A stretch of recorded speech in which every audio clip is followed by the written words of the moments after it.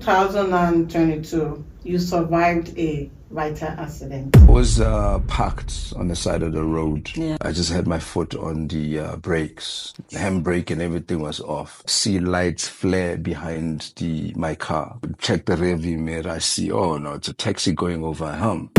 So I'm trying to get these directions. I see these lights flare up. Taxi going over a hump. And then they're not speeding or anything like that. So they casually just go around me and then parked side by side my car. I was busy with my phone. I just felt crowded. Why would they stop here anyway? I know taxis do that, but I look now at this taxi, sliding door opens. And all of a sudden, this nigga already has a gun in his hand. So I see the shiny thing in there. He just, as soon as it bridged it, I didn't want to ask him, why are you bridging your gun?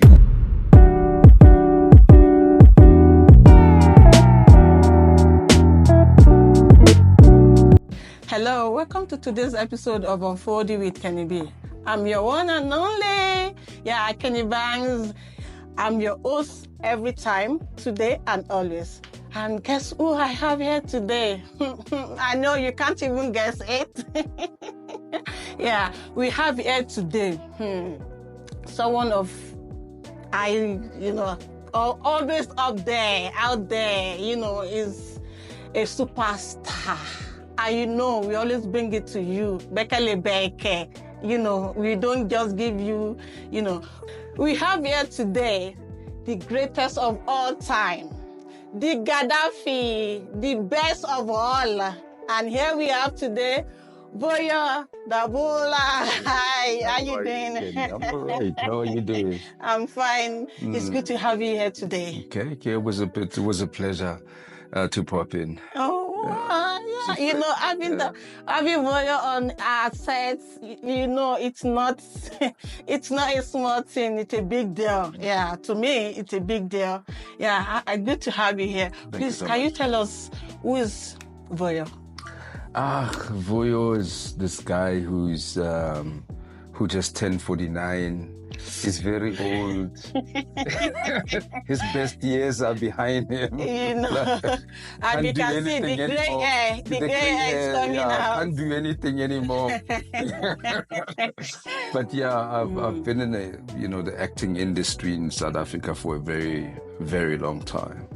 But I like to joke about it and say, some people who are working now in the industry were not born when I started in the industry. But yes, I've done numerous films, international films as well. I've done South African films. In fact, that's how I started. No. It's a point of correction. Okay. I started with modeling. Wow. I've been seeing those 6 packs kind of. Not anymore now. Now it's one pack. It's one pack. Mkulube kind of, So I started with modeling, but it was just an accidental thing, really. It wasn't something that I was pursuing deliberately. I was scouted at freshers. What do you call this? Like new students at a university. Yes. There's always that party before, it's the intro party to the whole society, community. So I was at one of those parties, freshers ball, I think. And then a lady from Swaziland called Felicity Shiba kind of approached me, walked up to me and said, hey, would you like to, model? I have, there's an agency that I can, introduce you to. And I thought, okay, why not? Money. Yeah, why not, And then that's when I started with modeling. And then as time went on, they would also include, videos in the work that I was doing. Mostly it was just stills, professional photography, and then slowly progressed to the runway. Okay. And then, they started doing, I remember Edgar's, I don't know if, Edgar's, it still exists. Yes, yeah. We have So the we stores did, around. they did a couple of short stories. Okay. They had this brilliant idea of doing like short stories, On obviously TV. involving On TV, their clothes and what have you, I remember at some stage I played a garden boy who, made them, upstairs kind of Google's it, and they look at the guy, and then he's wearing, their vests, Edgar's vest and Edgar's jeans who are tight, looking like the black Jean-Claude Van Damme. Anyway, so so it started from there. To cut a long story short, and then when they started doing those short clips, I started remembering what I wanted to do, and then I went back and pursued acting deliberately. Okay, so was it ever in your when you started the modeling? Was it ever in your plan that one day you want to go into acting? Well, I can tell you this. As far as I can remember, I always knew that I wanted to act. Yeah. So when I was doing the modeling, it was kind of in front of the camera. They Like say you make love to the camera when you're modeling, so you are aware of the camera. That's the interaction. But when you're acting, the camera is not there. It's like more real. I mean, I don't want to belittle the whole modeling thing because it's a whole art on its own. But I preferred where worlds are created, and I mean, these worlds we're creating reality and scenes, real situations. So I prefer that. So to answer your question, yes. I mean, I always knew, so I always thought about it. I just didn't know how to go about it, and eventually I figured out how to do it. Yeah. So originally, where are you from? I learned you're from somewhere around. Yeah. So yeah. Apparently, I was born in Tembisa, the hospital in Tembisa, but I grew up in this town in Mafike. Mafike. Yeah. So I'm from Mafike. A lot of familiar places. When I came, shot the film that we did. Yeah. That you were part of, as a producer. So I saw a lot of familiar spots, and, it just brought back memories and whatnot. Literally, I was a child here. That's nice. So have you ever been accused wrongly, and how did you deal with it? Well, and what was your experience? My grandmother, may her soul rest in peace, used to accuse me wrongly. Like she would say, "Hi, you arrogant, you're raising your shoulders." Meanwhile, I'm like a gym, she didn't understand why you have that big shoulder. So I would look at her and think, why are you angry? But she mellowed down like heavily when she got older. It's a sweet. My mother's mother. Yeah, my maternal grandmother. Yeah, beautiful soul. I've been accused, yes, of saying, I don't want to hug people because, they are smelly. And I've been accused of pushing people away because I don't want to hug them. I've been accused of saying that I don't want to take pictures with ugly women. What a nice accusation. The judgment, the person who's judging me, who's making these accusations, he believes that they are ugly women. So he says, I won't hug ugly women. But, that's his philosophy. I think women are beautiful in their own in different ways, and that story just popped from, a group, 3 women who approached me, and they were drunk out of their minds, and they wanted to take a picture with me. Okay. And,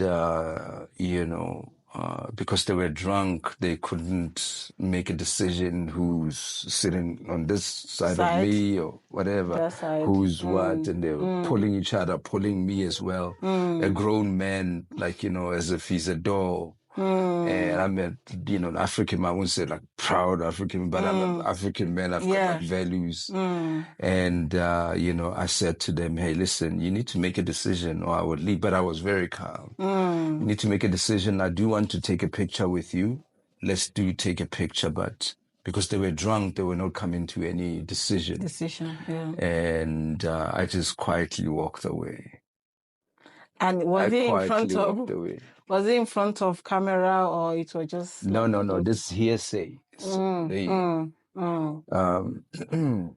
my friend would hold the cell phone. Yeah. And he wanted to take the picture. And he was always the one who was more open to how do I put it, fans and people who admire my work. He would always say, man, just I know you're tired, whatever, but just give him,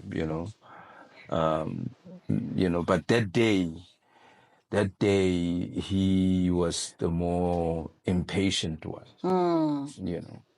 My friend always supported, the fans, and no matter what, he would say, look, you're tired, I know, or you're bothered, you're going through this, but just give him, a bit of your time, and then we move on. But that day, he was the one getting impatient with the girls, not deciding where to stand, who to do what. And she could tell that, they were quite disrespectful in the way they were handling, pulling me and whatever. So I said to them quietly, listen, you need to make a decision. We need to take this picture. I do want to take this picture. And but if we don't come to a decision, I'm gonna walk. I'm just gonna walk. And then kept on going crazy with them. And I just quietly just walked off and got into my car. The next morning, journalist calls me. He says, you heard about, so I suspect one of them, the three, or all three of them have some sort of, how do I say, connection to the media houses. Or one of them is a journalist. And so I think was it a setup, or they really were drunk, but people can't own up to their own mistakes. So it always has to be someone else. And then the journalist was like, I heard, these girls, they're complaining you don't want to, take a picture with them because, they were ugly. And then I said to him, hey, listen, leave it alone, brother. Don't ask me, don't call me, because I know you're going to write exactly what you want. You and I know that we are wasting each other's time. So I left it at that. And then there was an article in a magazine, tabloid.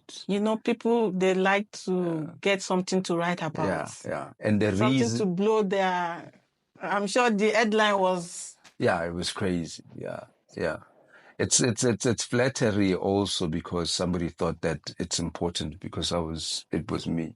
So it is a form of flattery as well. So tell us how did it emotionally and psychologically affect you at that time? At the time, it wasn't really an issue because I'd gone through something similar. I'd gone to some awards in Durban, and the fans got like really rowdy. So it's a red carpet run. You take pictures, you do interview. So these are the stages. You take pictures on the red carpet, and then there's another section where now you get interviews and whatnot, and then there's the last section where you just greet the fans, engage them, and then you walk inside the hall. So I was right at the end, at the mouth of the entrance. Yeah.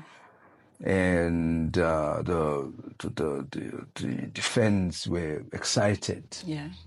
to see me, but I felt like they were creating too much attention around me and too much noise.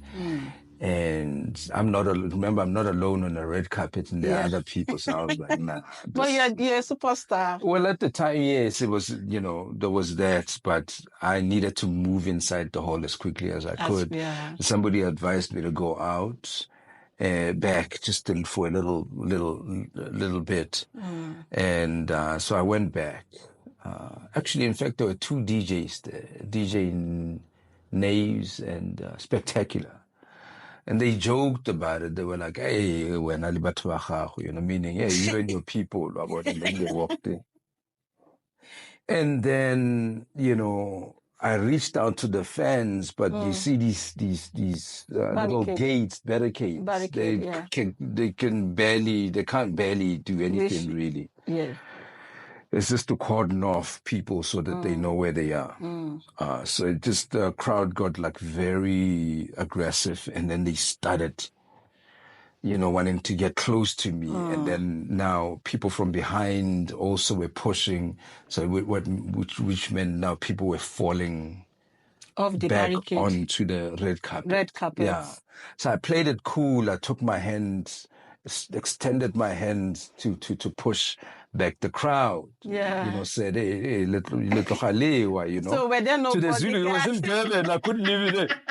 I got so nervous. I was saying to the, Buelang Komora, to the bunch of like Zulu speaking crowd. Buelang Komora. And somebody took a picture of that. My hand obviously touching, pushing. And then that's when the rumor that another media. No, these people, they're smelly armpits. And now I don't want to hug them. So that was the headline.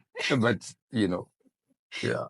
But one-sided story, yeah. Yeah, but I know you get this kind of accusation often because of who you are. Yeah, that's what I say. That's why I say there's a form of flattery to it. That, probably what you've done has impacted, it has some sort of impact. Yeah. And also because of who you are, so many journalists, media house, they want to lynch on it and then be able to sell their products. It's a business, yeah. That's why I say, no, let's not waste each other's time, because I know you are going to write what you want. Yes. So why do you want to Don't get call something from me? Yeah. Just put anything You are going to write whatever it is. Whatever you want, you're comfortable me, I walk with. away, yeah. Calmly so. I don't even fight. It's my brother, my sister. Let's not do this, man, So emotionally, psychologically, it doesn't affect you. The first one, in Durban, when I was trying to push people, one cousin of mine showed me the headline, and I was like, I was hurt because I remember I was told or advised to go back to the crowd because they love you. They want to see you go back. And I took that advice, and then I went back because I heard what the guy was saying. And then, I proceeded to engage the crowd. And I could see people are excited and like their faces, they're happy, But then it just got rowdy, and then they started pushing and whatnot. And then I was assisting them that, if they fall over, they might get injured. It doesn't look good for them. Somebody's going to take a picture of them falling and whatever, and they can trend. It's about them, But people will not see it that way, that you're trying to help them, the crowd, not even you. It hurt me because that's at that stage I was engaged in the crowd, really. And who's going to now see now that the idiocy, what's the word?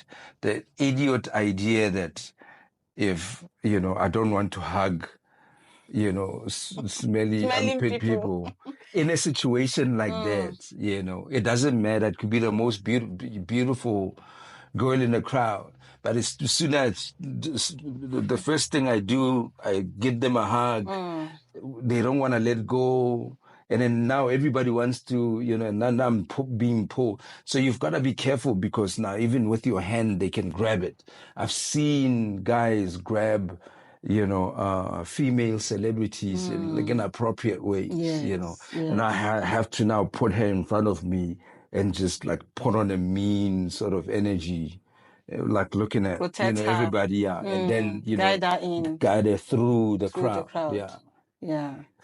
So. Yeah. So how did social media take this? What was their reaction towards this? When things like this happen, people will want to comment and all that. All this incident, how did it? I think a lot of it was just obvious that it's tabloid and it didn't have any brains in it. So the fans are sophisticated, they're smart, they can tell between, a lie and what have you. But there was a guy that commented and said, yeah, well, now you're prideful, blah blah blah blah, because of the story where apparently I was pushing people off because they were smelling. And then I engaged the guy. I said, hey, listen, can't remember exactly what I said, but I said, you were told a story that you don't even know the veracity of the information, yeah. the facts about me, and you jump to conclusion. I hope you would afford me the respect that I'm affording you right now, talking to you like a man. And then that hit him, and then he just apologized. Oh. Yeah, he apologized. I was like, no, it's all good. And then we moved on. Yeah. So at what age did you get into modeling, and at what age did you get into acting? Oh, I have forgotten so much because I've lived so low. Yeah. I don't know what's behind me. I think a late bloomer. I think I got to Johannesburg around when I was 21, really. And so around those early 20s, that's when I started modeling, and then finally decided to take the acting. Okay, so how is it if right now as a star, as someone that is well known, if you have to pick between this life and that life before you were known, which one would you? It's a very good question, I think. I hope I do it justice.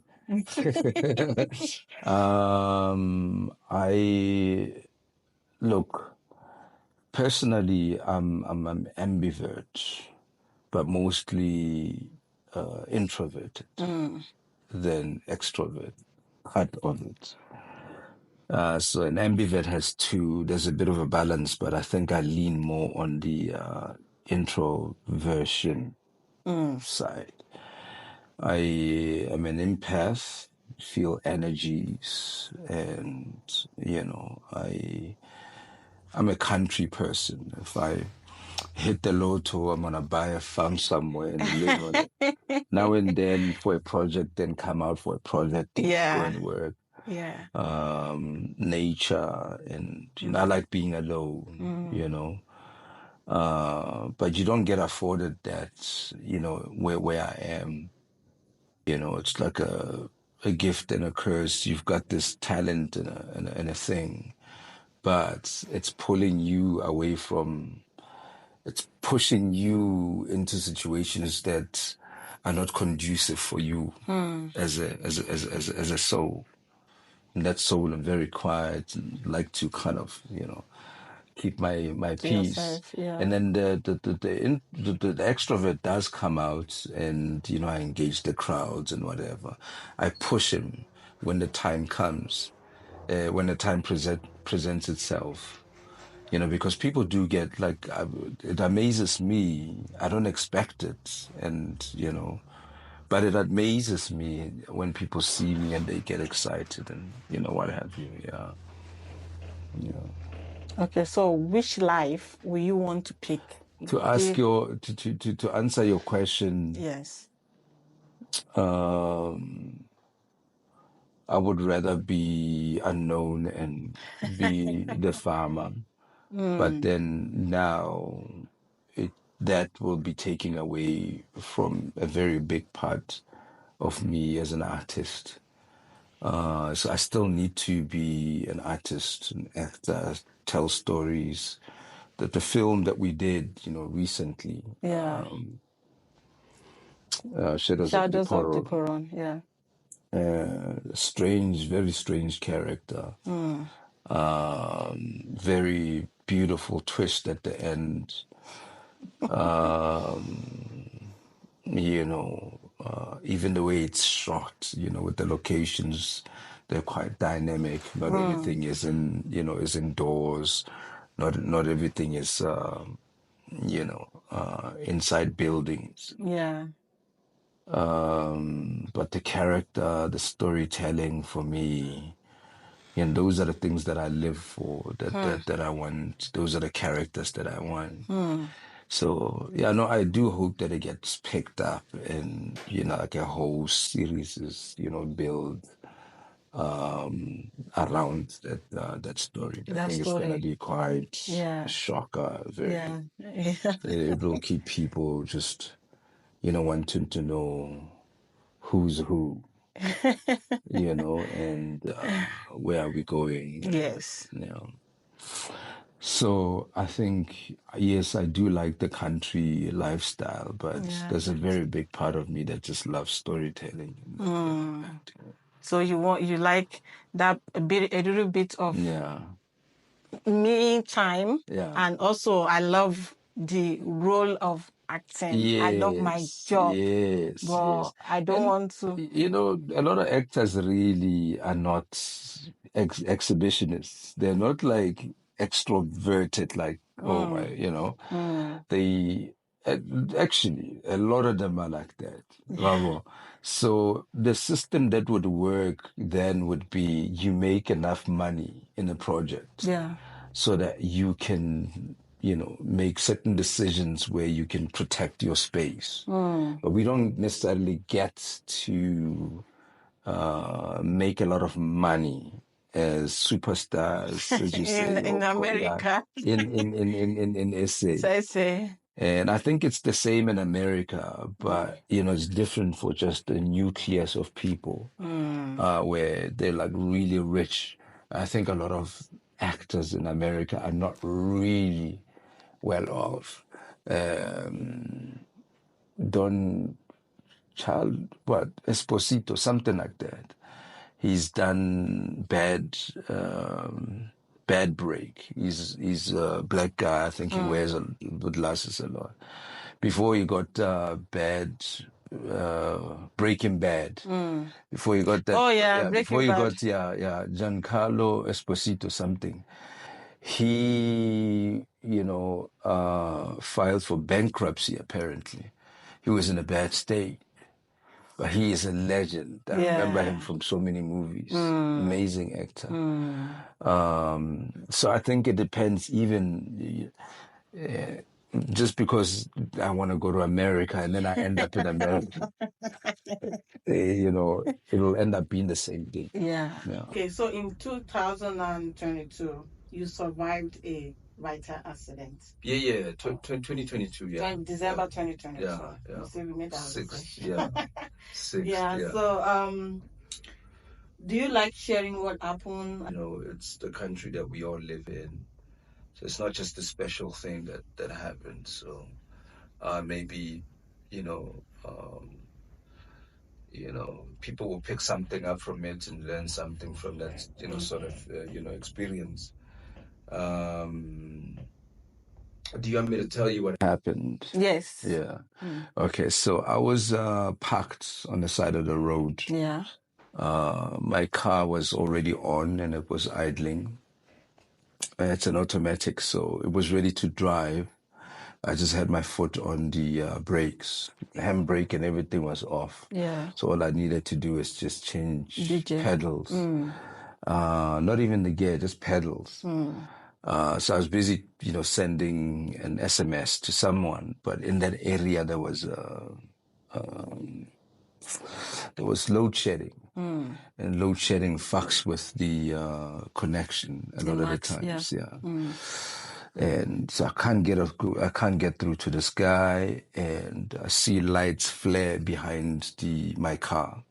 So I look back, check the rearview mirror. I see, oh no, it's a taxi going over a hump. Totally forgotten about that hump. So, because I've only been there that was the second time I was there. Okay. So that's why I couldn't find the place, because it was shown to me in the morning, and then in the morning, some day, it's a different day. So I'm trying to get these directions. I see these lights flare up, taxi going over a hump, and then they're not speeding or anything like that. So they casually just go around me and then parked side by side my car. And I was busy with my phone. I just felt crowded. Why would they stop here anyway? I know taxis do that, but I felt... So I put my phone down.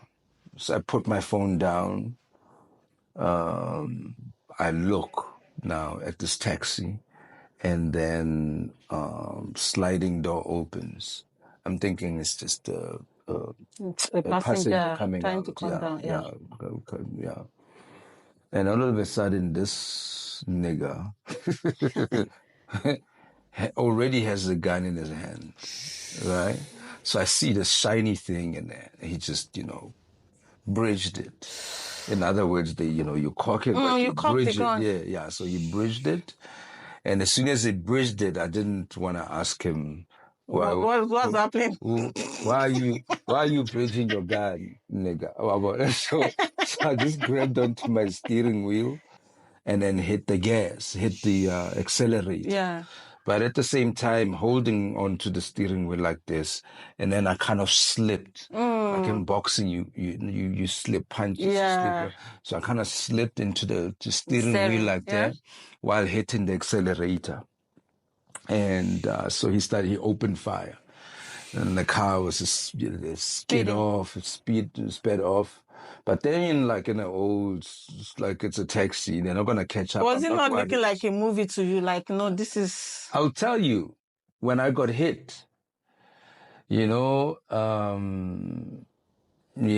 first felt a slight sort of pinch in my shoulder. I think that's when the scapula, it's a bone in the shoulder, scapula was getting fractured. It didn't break completely, it just got fractured. I think so. It was a hard sort of shrapnel or bullet hitting against the hard bone where I felt the pinch.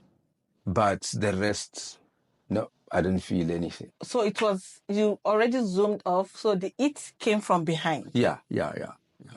So I'm you good, Deki? Yeah. So I'm speeding off, and so he just opens fire. That's easy. Keeps shooting. I'll show you. There's a hole. I just need to fix it. I don't know why I haven't. In my car, I'll show you when we're done. It's this car. And at some stage, I had to cross these streets, two of them, that crossed the, literally, I was just kind of like peripheral awareness when I was driving, just getting away from these guys, checking them out, but I'm just watching the other side. There was a car that, I wouldn't say nearly hit me when I got to the T-junction. Yeah. And then I turned the car, quickly hit one of the main roads to the hospital, because I knew that area. So it was just pretty much one action after the other, but like very deliberate, and I knew exactly what to do. I didn't panic. So when I got to the hospital, at some stage though, I felt a slight trickle of blood. Yeah. Obviously you got hit, right? Yes. But I knew when I felt the pinch, I remember going before he shot. I just remember going, oh, shit.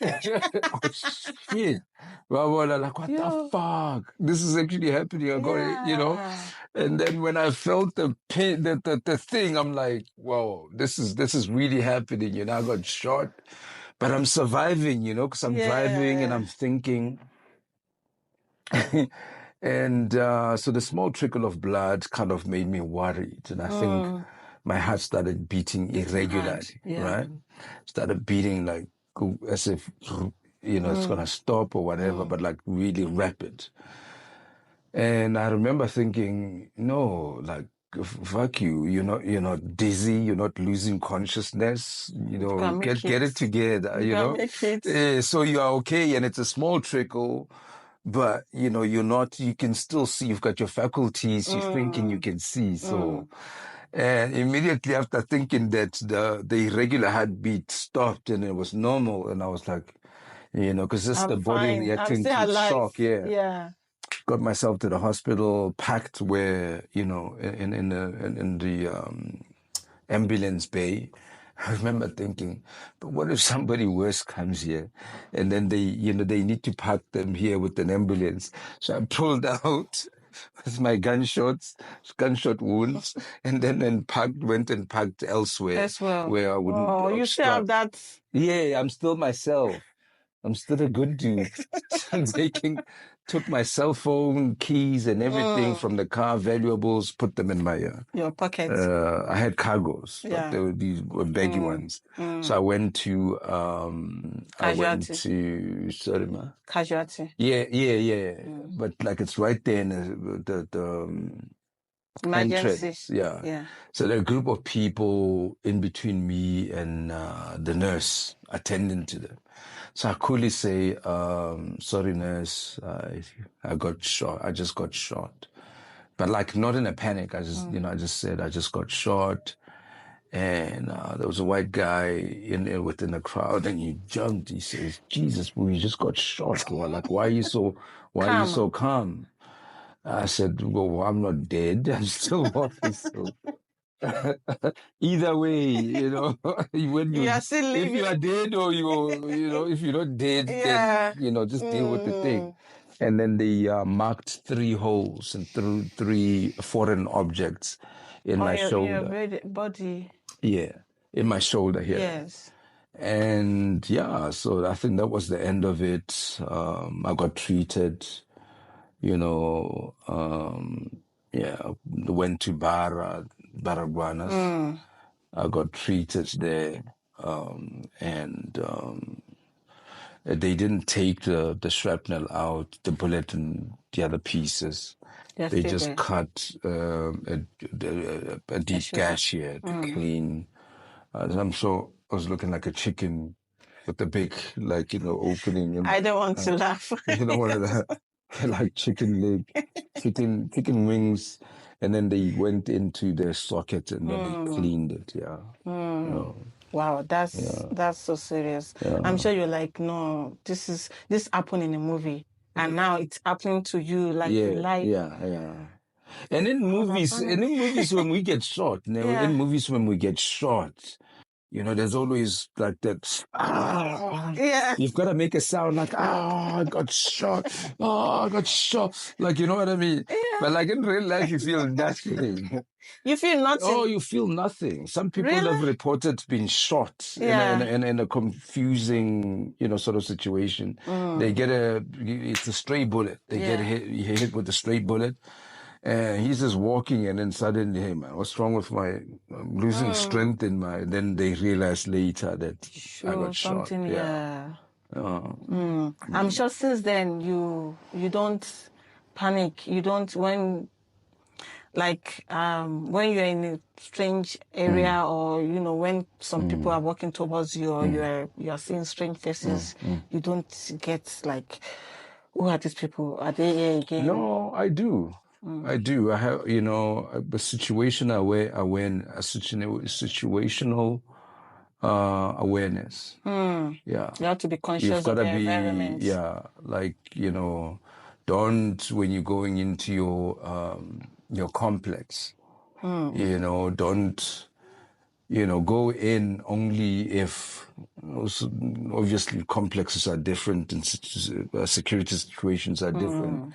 But where I am, don't wait for the gate. Don't face the gate and wait for it to open. Yeah. Let the car face the yes, the you road. Have to park facing out. Yeah. So as soon as The gate Anything. opens, that's when you turn in. Because They might be following. if you are being followed and you're facing the gates, you've got the gate closing you in and another car behind you. Yes. How do you move? So if you're facing the road, you can reverse or speed off. You have to be security conscious. We've got to be and trust issues.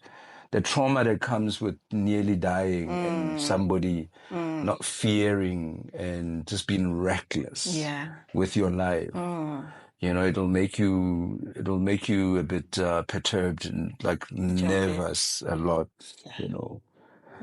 You don't want to go through that. Maybe you have, but whoever hasn't been through anything like that, they don't want to experience that. Yeah, I know you love gymming. You used to. I mean, I don't know if you still go to gym, but I know you have that sexy beauty body. So did you stop going to gym, or what happened?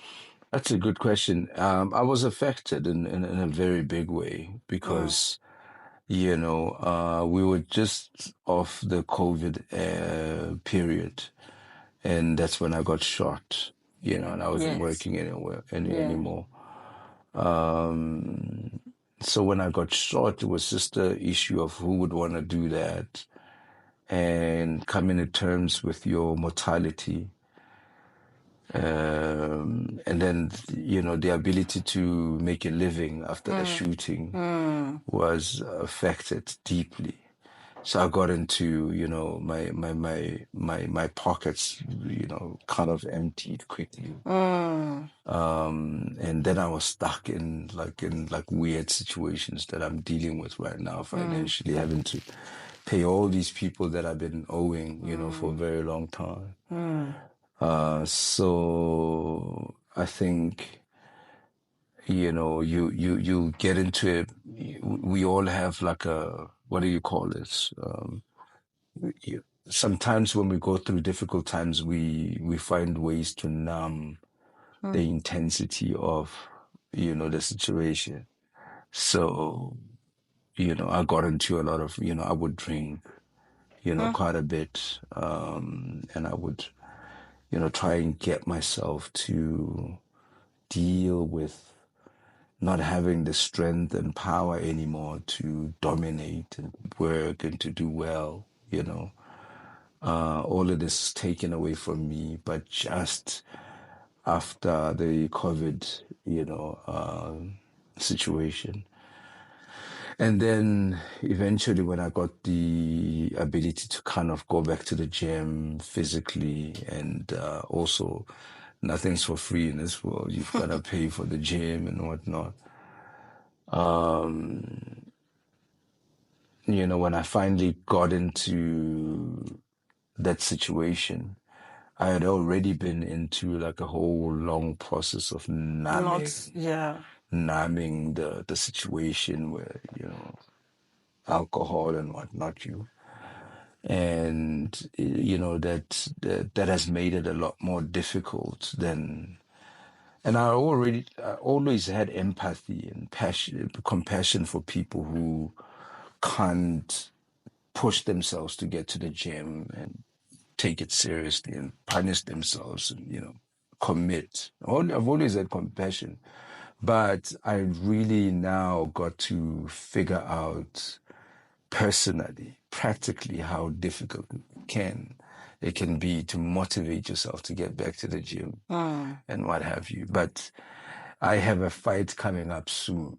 But do you think it's also age that is not? No. It's a mental thing. Okay. It's a mental thing because already, I mean, I'm 38 this year. 38 or 48? 48. I forget my. You were 49. I'm 48 this year. Okay, yeah, 48. Or 49. I don't know anymore. Who cares? Anyway, that's somewhere there. I'm 48 or 49. Yeah. And this injury happened in 2022. Yes. So we're talking 47 maybe. Yes. When I was into it. When I did Unseen, I think, I was 47. But I was like so strong. You know, I was, my cardio was like intense. I started training in Cape Town. And shortly after the COVID thing, I think for me, and you know, Unseen was like one of the first things I started doing. Yeah, Unseen, For Netflix. And I trained and like I could, you know, run the treadmill at 13 speed, you know, from the beginning. For 30 minutes, I'm 13 speed, so I'm sprinting on this thing. And then I would get off it and then I would get back on it and, you know, record a faster time, longer, faster time, skip for 30 minutes. You know, so I'd run the treadmill for an hour, basically. At a very high speed, I'm sprinting. Not jogging, I'm sprinting. And the people who can do that I've seen, I was just one of them. And then I would get off and then start skipping, skipping for 30 minutes, you know. And that's like in 46, 47. Yeah. Yeah. That's pretty old. Very old. Yeah. It's just that this whole gun situation, violent situation, and just how it has affected my work and I think psyche, mentally, put me off. Something is a little bit off. But like I said, I mean, I've got a fight coming up soon. We're trying to put a celebrity boxing thing up. Yeah. And that's money, that's business. And I'm looking forward to it. So I've been all this week in Mafiki, I've just been thinking, oh my God, I'm going back. I'm going to start now preparing for this fight. So that's part of the reasons why I'm doing this fight, because then it'll just give me a reason and a purpose to go back. It will kind of save me from like this rut and state that I'm in, that I'm unable to. We want to see that 6 packs again. It's coming back. We want to see that. It's coming back. It's coming back. We want to see that swag again. It's coming back. Yeah. Yeah. So if you have to swap any character in your movies, the movies you've done before, what character will you want to play? Like, will you see yourself? So what are you saying? You're saying if you could swap lives. Well, with the character. With any of your movie characters. Shandu Magwas.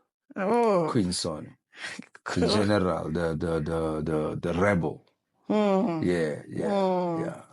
Like, you know, he seems to be effecting real change in the situations of people. When you look at Africa, what's that area where there's a lot of they're mining this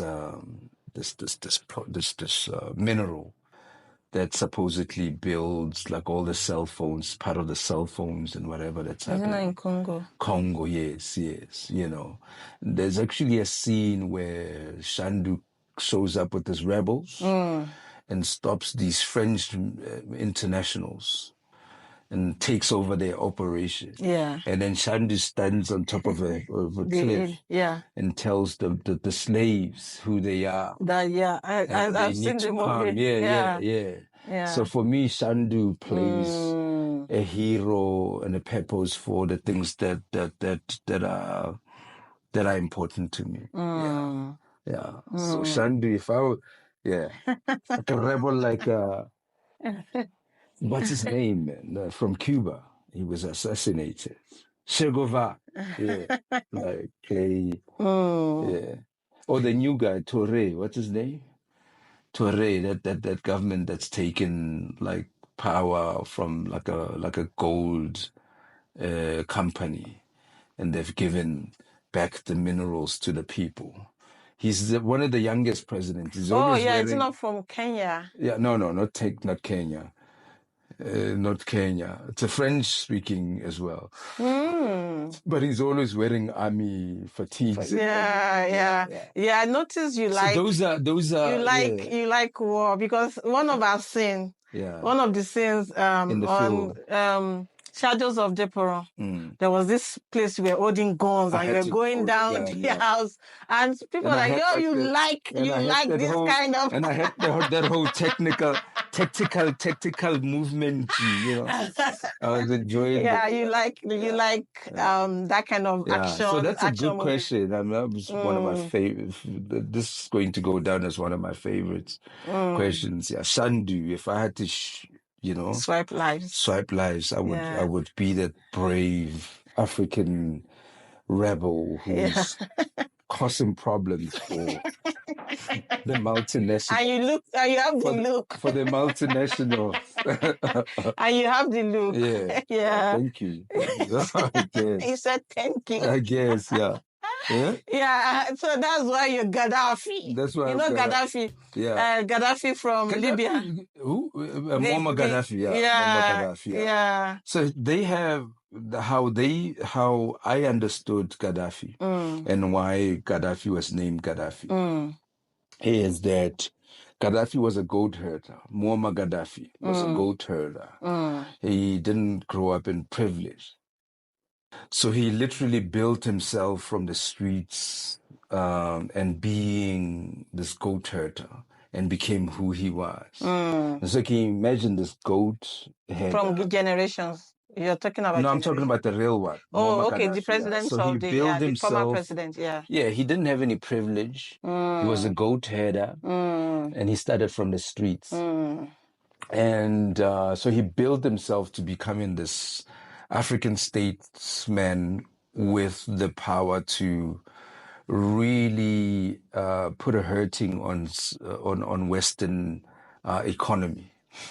With the whole gold thing and unifying. He was powerful. And I think that's why he got killed, right? He was powerful. Yes, he was doing something that would have hurt the powers that be. Yeah.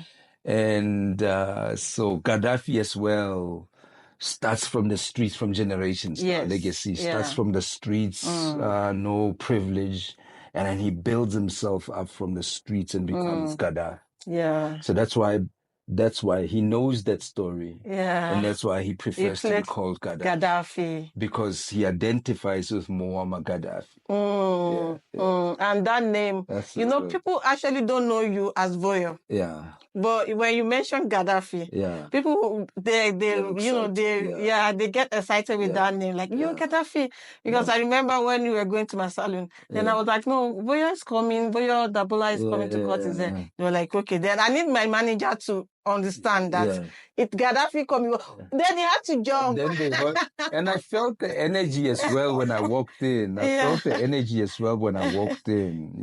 a bit of a urgency and because I had to tell them that Gadaffi is coming, and then they were like, "Oh, Gadaffi from Generation!"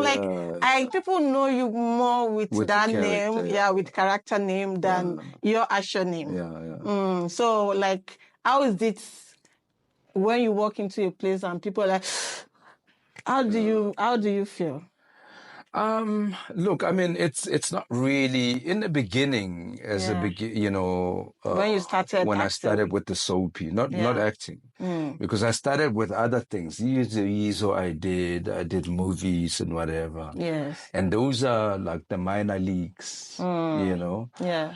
In this country, unfortunately, the high end, where the business is, A-listers. You would say Denzel Washington, Brad Pitt, Daniel Day-Lewis, all the big, Sean Connery, those are the A-listers of, and what do? They don't do soapies. They do film. Yes. And now I see dramas and series.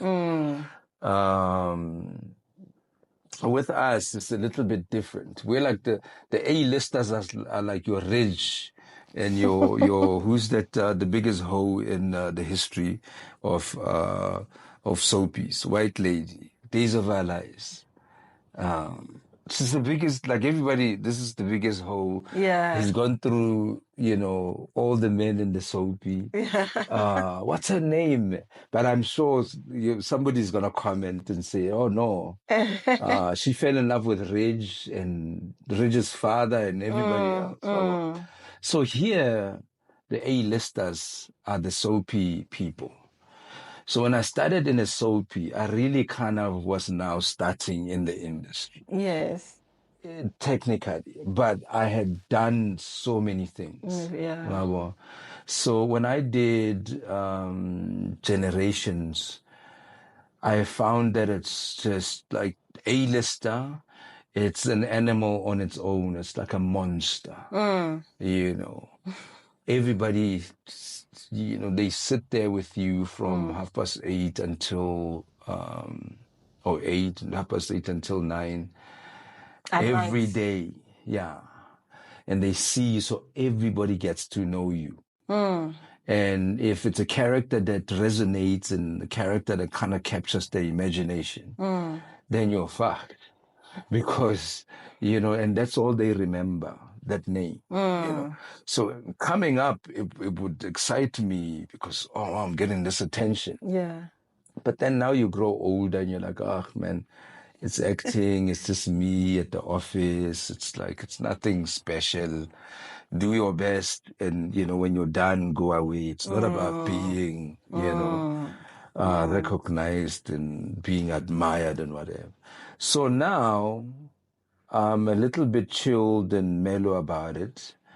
But now I know that it's not about me anymore. It's about the fans and when they get excited. And I Yes. see. Yes. And then the face lights up and then I'm like, you know, and I engage it because I don't want a person to walk away Not feeling bad because I yeah. know that it is a deep emotional thing. And I'll tell you, I've had the same experience. I was shooting a film with Clint Eastwood, Morgan Freeman, Yeah. Matt Damon, the 1995 World Cup. So I was playing one of the Morgan Freeman's bodyguards who's playing Mandela. Yeah. And the first day they have this meet and greet thing. And it's a lunch or whatever. They build a tent and then everybody gets to eat and see everybody. I swear it happened so magically. I was just waiting with the other, you know, South African actors, all shy and whatever. And it all happened like magic. It was almost as if they were appearing in front of me, like out of thin air. I was like, no, that's Clint Eastwood. And then immediately Morgan Freeman just appeared. Yeah. Oh my God, that's Jason Bourne, Yeah. Matt Damon. Yeah. And then I got like so freaking, I was like, oh my God, these are the legends, you know. So I know the feeling. Yes. So I don't want to kind of, you know, now leave a person feeling like, you know, there was a guy, I was dropping off my son at school and he just, obviously that's early in the morning. He's kind of barely waking up. So he's walking with this lady and then he's got his phone up and this is say, my bra, hey, can I take a picture? So my first reaction was, my brother, that's so early in the morning. Bravo. I did, honestly. That's what I said. And then as he was walking away, and I'm like, I've got this thing, man, you know, to do that to another human being. It's for me. So I turned around and I'm like, hey, my brother, no, let's do this. Let's do this. So he came and we took a picture. You okay? We good, you know? And there was this big smile on the girl that he was with. Like, she was so happy for him as well. And then he walked away and I was like, At least it's an impact that you have on people and you know, if the love comes your way, you know, give it. Yeah. So what's the weirdest and the most funniest things or role that you're asked to act on a set? As in funniest. Weirdest, like no, no, you can't ask me to do this. Like the weirdest. Let me see. When I was starting out, I was big on Christianity. I was like very staunch Christian. And so now I don't want to hurt nobody here. Please don't. I don't want to hurt anybody. Yeah. I was a staunch Christian, and one, I wouldn't kiss. Oh, really? Yeah. On For a set? long time, they're like, okay, so you gotta know. You can have me, but I'm not kissing nobody's child. I don't know. Because of my I don't Christian want my beliefs. pastor to be No, not even. It angry. wasn't about the pastor. To It's hell with the about your pastor. God. I believed that, Mm, if you look at a woman lustfully, then you've committed adultery with sin. her. There's a scripture, right? So Yeah. Yeah. that's where I was at the time. And, but it wasn't even about kissing at the time. It was about this Christian guy in a comedy. Mm. And I read the character bio. I read the scripts, and they explained to me. And it's a friend of mine, Nigerian of descent, Nigerian descent. But he's a legend in South Africa, Yeah. Akino Mototso. So I'm Mm. sitting here with a legend across the table, Yeah. like early on in my career, Yeah. and I'm turning him down. So what role were they doing? So they wanted me to play this Christian guy, but he was just a little bit too comedic. So the religion for me was Like not it being was like, respected. yeah, It like felt like, blasphemy. you know what I'm saying? So he Yeah. was just not really, and for me, I felt like would be contributing to poking fun or kind of. Of your belief. And you must understand at the time, that's my thinking. I'm not saying that's what Akino Motoso was pushing. He would sit here and probably explain to you. I just wasn't getting it at the time. And I was Yeah. like, I know, as long as this one looks weak, not my religion. And then, Yeah. I wasn't comfortable. And I was, So then you didn't take it. yeah. And then the kissing came after. And I was very comfortable with the kissing. Very happy with the kissing. So right now you can can do all, I can, even if you have to do the do on sets. The do what? The do even if you have to do the do on sets. Yeah, you must watch. You must watch Queen Song. Queen Song is quite explicit without necessarily making it dirty or distasteful. But it's quite.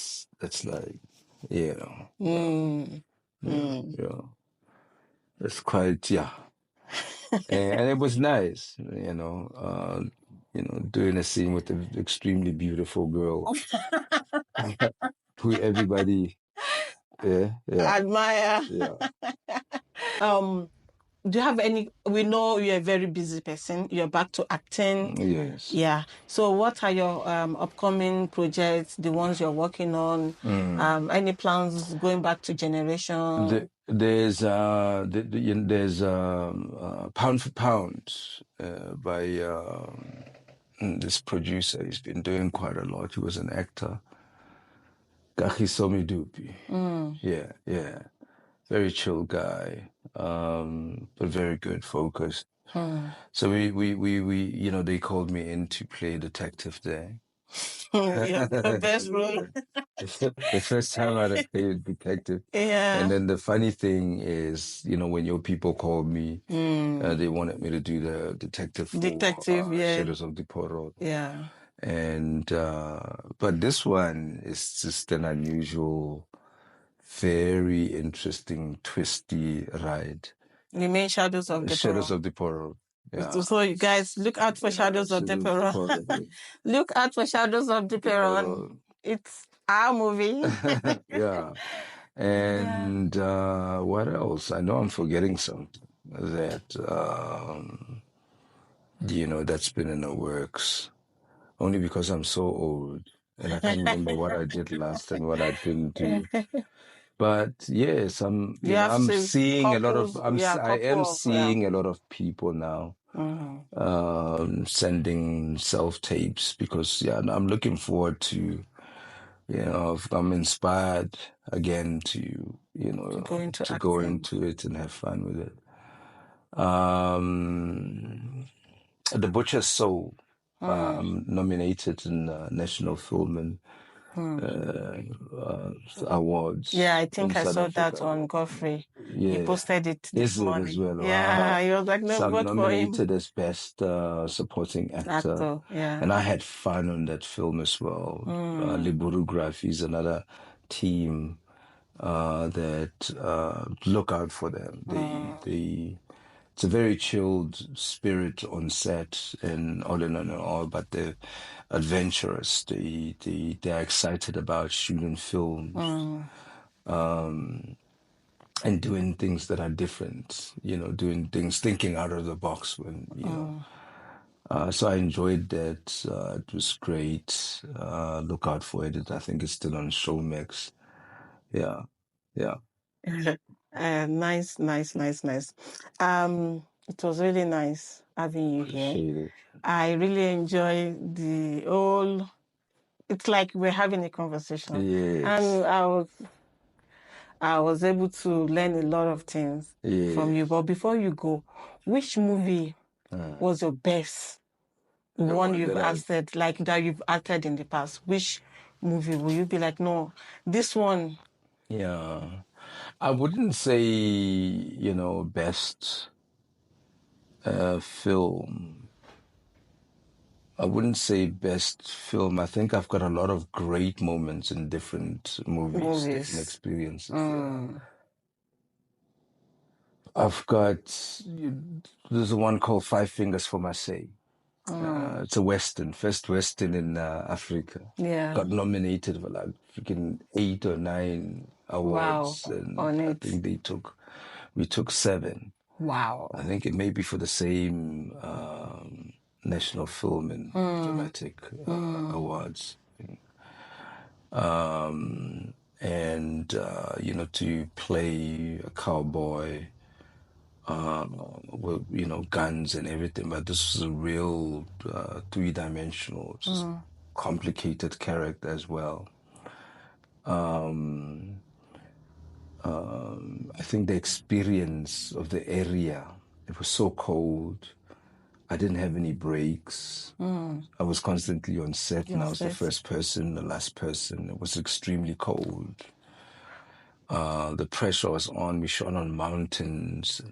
Roads would freeze with the ice this thick, and cars wouldn't move. We literally would see snow dropping in between while we're shooting a scene. It's like, it's cold. And if you look at the character, he's not wearing much to keep himself warm. So it's just a lot, even human relations. There were dynamics there with other actors, and so there was just so much heaviness on me. But I felt like I embraced it, and it brought a lot of interesting things out of the character. Yeah. A scene where he, gets shot, and then they go and do like a whole last standoff as men. It's incredibly, I was like just in it, man. I was just feeling, was just tired, and whatever the character in the movie wanted to do, I was going through it. I enjoyed that. I enjoyed Queen Swan as well, the action. Yeah. Also, it was out of the box. It was a young black woman, in control and in a lead with action. Power. Yeah. I enjoyed doing that. I was raised by a single mother. I believe in, women are strong. My mother raised like 3 young men and a girl. So I enjoyed being part of that. And it was Netflix premiere African, when they came to Africa. Yes. Yeah, they started with it, and I was very proud of that. Yeah. The Butcher's Soul, it's strange being interviewed and asked that question by your producer. So, The Butcher's Soul for me was fun. I had a lot of fun trying things, and in a moment thinking of new things and doing things. I must say I enjoyed its great moments as well in this movie called by a French director, but it's also on Netflix, where I play Solomon, Solo Brasol. Braxo, yeah. Brasol. Do you guys remember it? This is so bad. Brasol on, but anyway, it was my first time of Generations. Yeah. And on Generations is family time, and there's certain things you cannot say. Yes. Can't say blood, too much blood. You've got to be cognizant of it's a family time. Yeah. Now with this one, I could say Anything. anything that I wanted to say. I could do anything that I wanted to say. I could play. I could, a lot of the times I came with ideas on the spur of the moment, just about to do a scene. And I'm thinking, oh my God, let me work with this. And, so it was fun because I was able to play a bad guy authentically, even though the other guy on the soapy is more loved than. Yeah. It's Rob. Okay. So thank you very much for honoring our invitation. Yeah. We really appreciate you. We appreciate your coming, and we hope whenever we call you in the later future, you will be able to honor our. Yeah, no, I'm not doing that other show. So today's episode has been a very interesting one, and I'm sure you enjoy your moment with Vuyo Dabula. And don't forget to subscribe to our YouTube channel at Unfolding with Kenny B. Like, comment, and share with your loved ones. Till we see you again. Bye.